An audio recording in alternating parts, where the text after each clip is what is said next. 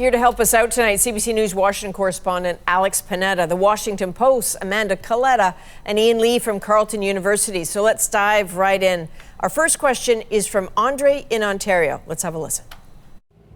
How long will it take for the tariffs to start affecting the price on the shelves? Will it take 1 month? Will it take 2 months? Thanks so much. Okay, Ian, that one is the crux of the whole conversation, right? So I'm going to send that one to you. It's an excellent question, and I think the evidence is quite clear, and grant with all the caveats that it depends on the industry and the product markets and so forth. Having said that, over the last 20 years, we've gone to very, very lean production systems, named after the famous story of lean production in Toyota that pioneered lean production. And so what this means in plain English is that stores, manufacturers, distributors, everybody in the supply chain carries as minimal an amount of inventory as possible. Inventory is costly, it's expensive, it gets damaged when it's sitting around. And so companies and everybody in the supply chain has very small amounts on hand. That's why the trucks are rolling up every day at the Shoppers Drug Marts and at the Loblaws and at the Home Depot and that sort of thing. So I'm going to go out on a limb and say probably within a week or so. Yikes, that's quick. Okay, another very useful question here from a woman named Barbara in British Columbia. She says, quite often I buy Mexican fruits and some vegetables, which usually come by ground from there. Will the United States impose tariffs on goods which pass through their country and on to Canada, or will they shut down the border for the goods passing through? So, Amanda, I confess, this hadn't even occurred to me. What are your thoughts about that? So I spoke to a couple of customs brokers and other experts today, and without getting into all of the technicalities, what they said is that generally speaking, if Mexican produce is loaded onto a Mexican truck or train and it travels to Canada through the United States by ground, it would probably enter what's called a U.S. foreign trade zone and not be subject to tariffs. And this is because those Mexican goods are still Mexican originated. Even though they are passing through the United States, they are not entering the U.S. domestic market in any sort of legal sense. The transaction is between Canada and Mexico. Neither has said they will impose tariffs on each other's goods. They're still, following CUSMA, and so a tariff would generally not be applied, they would expect. Okay, that's useful. Certainly all those people who, go to buy oranges and are looking for where they came from. If they came from Mexico, that will be a relief. Alex, you're next. This one is from Judith in Saskatoon. If tariffs on Canadian goods are hard on Americans, why do we want to levy reciprocal tariffs? Do we really want to punish Canadians who will already be tipped into recession? I know we speak of targeted tariffs, but what does this really mean for Canadians? Alex? Judith, you are absolutely correct, and it's why you get such different answers depending on whether you're talking to certain economists versus, trade practitioners. Sometimes you'll hear an economist say exactly what you just said.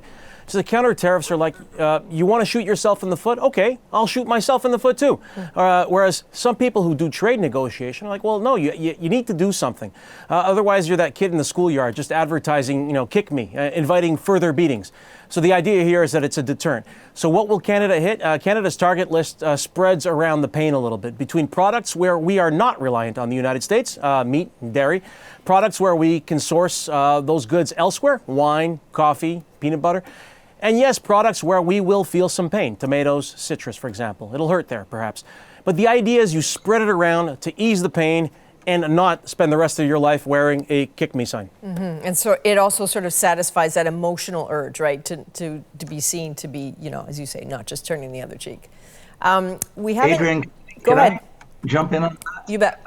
I want to put forward the other point of view. Governor Macklem gave an unbelievably superb speech February 21st to Oakville Chamber of Commerce, and he outlined very empirically and factually the extraordinary destructive impact of tariffs on the economy, on investment, on inflation, on the price of goods. And I went through that speech, the written document, very, very carefully multiple times. I couldn't find any redeeming arguments to support retaliatory tariffs. They're going to be very destructive for us.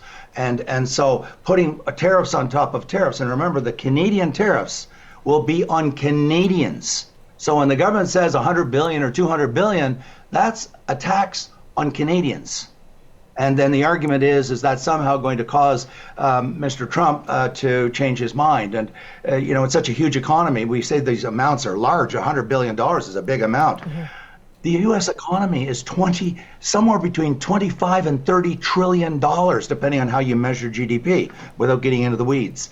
So, $100 billion on a 25 to 30 trillion dollar economy is like finding a loony on the sidewalk and thinking you've made it rich. It's statistically insignificant.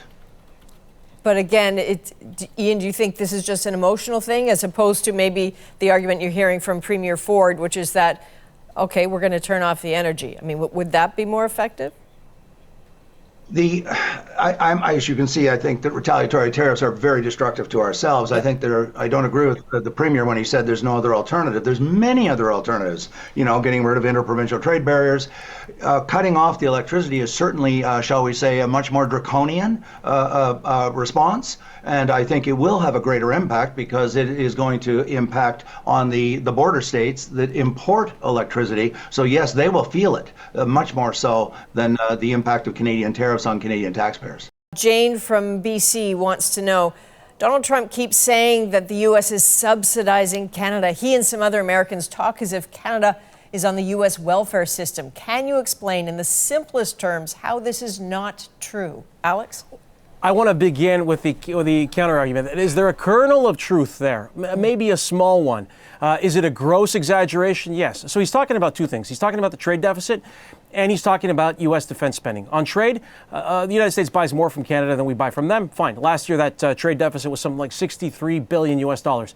As for defense, well, the Americans figure that Canada probably skips out on about $30 billion a year.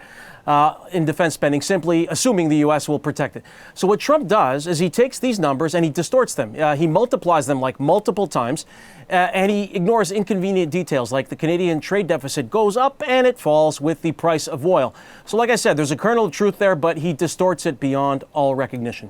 Okay, one last question. It comes from Jay Howe and some friends in BC. Amanda, this one is for you. Have a listen. Hello, The National. I am Benjamin. This is Jayhan. This is Augustus. And we are high school students in Coquitlam, BC. Our question is, how will Canada respond to the tariffs after they are applied? And how does this change our diplomatic situation with the United States? Thank you. Okay, and thanks to all of you guys. Amanda, I'm going to throw that one to you.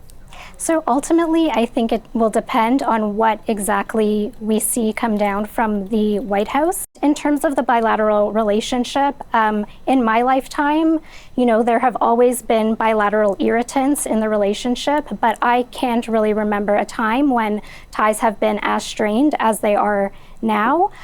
When I've talked to Canadian officials, before Trump, they would often say that it was a struggle to get American lawmakers to pay attention to Canada because the relationship was so kind of smooth and they had foreign policy challenges elsewhere that required more of their attention.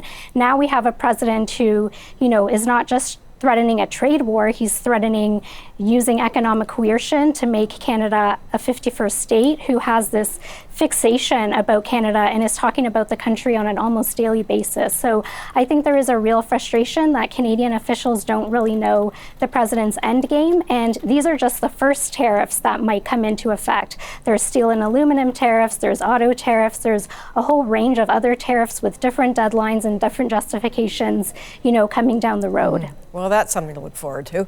Alex, Amanda, Ian, thank you all so very much. Thank you. Pleasure, Adrienne. Thank you.